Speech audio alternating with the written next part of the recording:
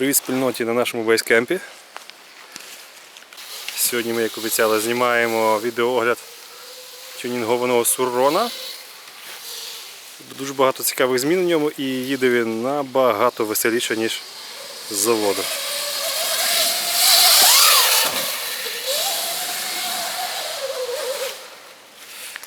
От то Максим, власник Surrona.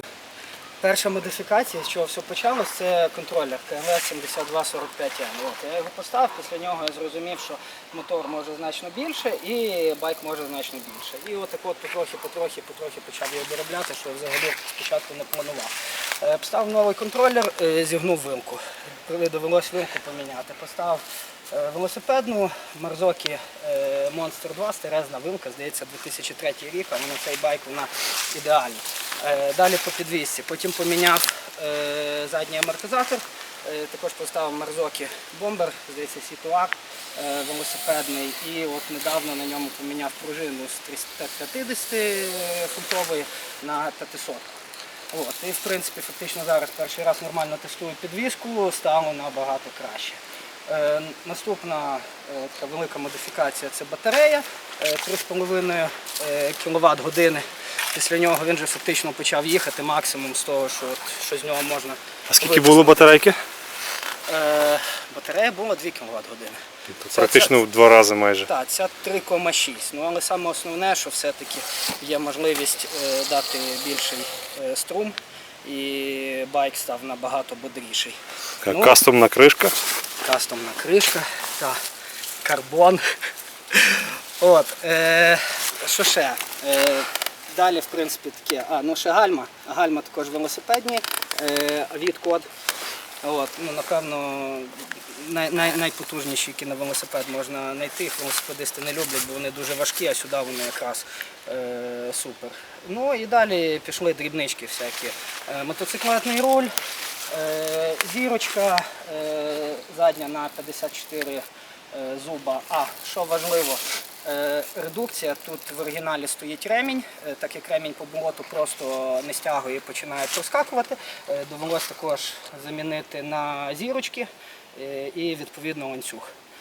Ланцюг редуктора, орінг, ланцюг провідний, орінг, колісні диски мотоциклетні, переднє колесо 21, в оригіналі стоять велосипедні диски і переднє колесо 19. І далі вже взагалі дрібнички залишилися. Тобто з заводу практично у нас лишилася рама, двигун і сидіння. І сидіння. Тут у нас ще була одна маленька поломка.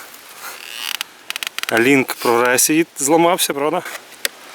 Так, вже кастомний. Оригінальний лінк не витримав стрибків і просто його зігнуло і зламало. Цей лінк прийшлося доварити, сталевий, він вже витримає все, що завгодно. Дуже гарно став, обдувається спереді. Я думаю, що він холодний постійно. Нагріти його дуже важко. Контролер не нагріється ніяк. Дроти всі заховалися, все. Класно. Сталева кришка Luna. Це дилер Surrona в Америці, вони роблять такий автормаркет. Тому що оригінальна алюмінієва, вона зразу просто перетворилася на таку шматку покручену.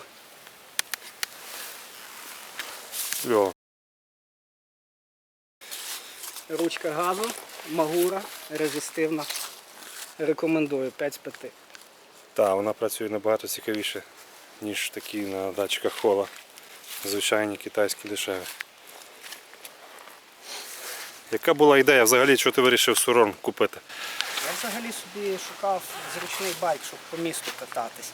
Я спочатку взяв Дюк 690. Бензиновий КТМ, так? Бензиновий КТМ, і він мені на Львів був занадто великий.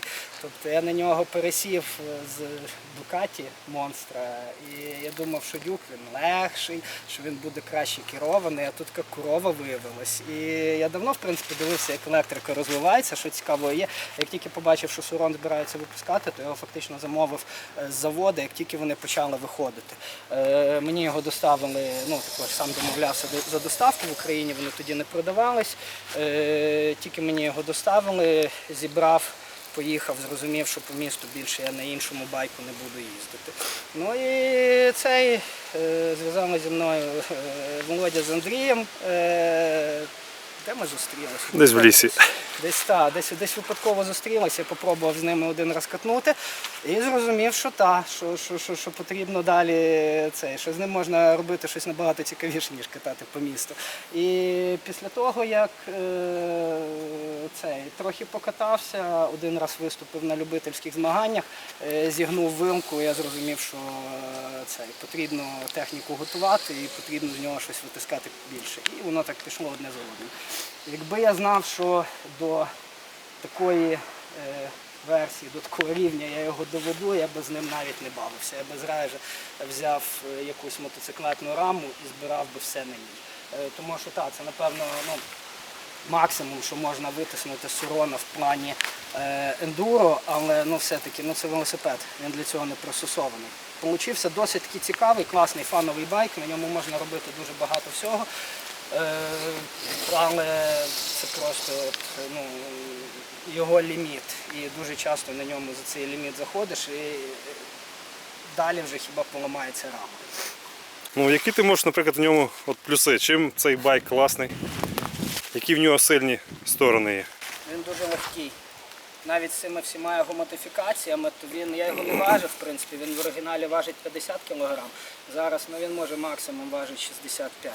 І на ці 65 кг він дуже-дуже вперед. Тобто, якщо хтось початківець і пробує собі якісь обхіли катати, це, напевно, ідеальний варіант, тому що на ньому можна на гірці зупинитись і далі рушити, і це не буде якоюсь великою проблемою. Крім того, його можна легко перевалити, підняти, розвернути, не виїхав, з'їхати на ньому і не змучитись, закинути на нього ногу, бо він набагато все-таки нижчий.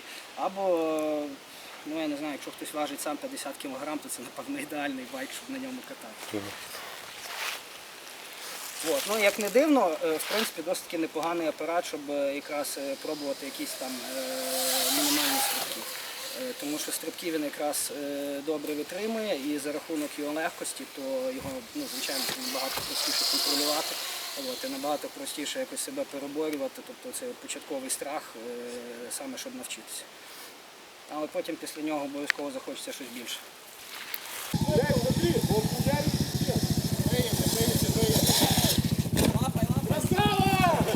Йоу!